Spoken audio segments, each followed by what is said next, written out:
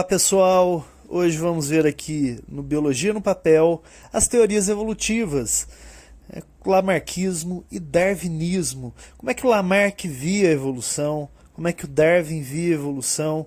Vamos ver os principais conceitos envolvendo essas duas correntes. Mas antes, queria trazer uma perguntinha para vocês. Clássica de evolução. O urso polar é branco porque vive na neve ou vive na neve porque é branco? Pode parecer uma pergunta boba, pode parecer que é a mesma coisa, mas não é. Uma dessas frases traz a visão de Lamarck e a outra traz a visão de Darwin. Antes da gente falar, vamos ver os conceitos propriamente ditos. Vamos começar com Lamarck, cara que lá em 1809 publicou as suas ideias. As duas ideias centrais do Lamarck, que ele chamou de lei, é a lei do uso e desuso, lei que o próprio nome já diz muito sobre ela. Uso muito uma estrutura, ela hipertrofia, ela cresce. Não uso, ela atrofia. E uma outra lei chamada de lei da herança dos caracteres adquiridos. Ou seja, tudo que eu conseguir durante a minha vida, através do uso ou do desuso, vou passar para os meus filhotes. Os meus filhotes vão ter essa característica. Para a gente exemplificar, não vou usar o exemplo da girafa. Vou usar um outro exemplo, um exemplo parecido. Pensa num cara, vamos pensar o seguinte, vou usar como exemplo um ser humano ancestral. Pensa num cara que está numa população e ele tem que comer frutas no alto de uma árvore. Mas por alguma treta ambiental começa a escassear frutas mais embaixo. Então ele tem que alcançar as frutas mais no alto.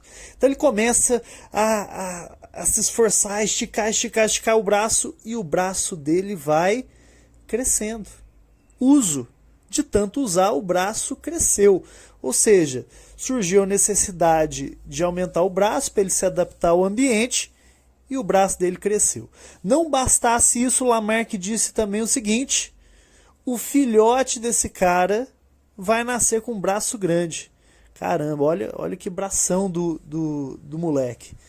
Então é a lei da herança dos caracteres adquiridos. Vamos ver o que o Darwin pensava sobre isso? Em 1859, Darwin escreve sobre a seleção natural. Para ele, as populações todas têm características que possuem variações. No nosso caso, existiam pessoas com braços de tamanhos diferentes. O que a seleção fez foi favorecer aqueles indivíduos com braços maiores. Então, para o Darwin, a variabilidade já existe.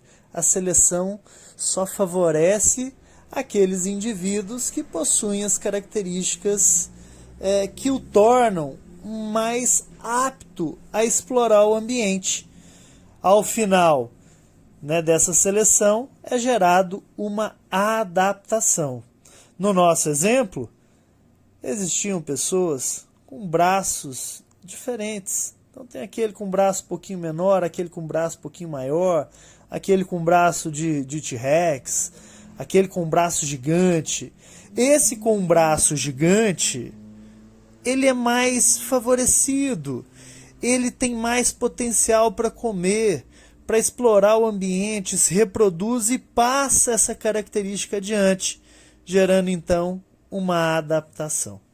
Ok? Essa é a ideia central, é a seleção natural favorecendo aqueles indivíduos que portam essas características mais favoráveis. Agora, vamos voltar um pouquinho naquela nossa frase. O urso polar é branco porque vive na neve ou vive na neve porque é branco? O urso polar é branco porque vive na neve? Eu estou dizendo que a causa da branquitude do urso é a neve. Isso é lamarquismo. Eu estou atribuindo a causa ao ambiente. Se eu digo que o ambiente é a causa, é Lamarck. Agora, olha só, se ele vive na neve porque ele é branco, Eu estou dizendo que ele só consegue viver na neve porque ele é branco. Darwin. É a seleção. A seleção favoreceu indivíduos que já eram brancos. Então, dizer que ele vive na neve porque ele é branco significa que a seleção favoreceu aqueles indivíduos brancos. Dizer que o urso polar é branco porque vive na neve, eu estou atribuindo a causa, o ambiente. Lamarck. Ok?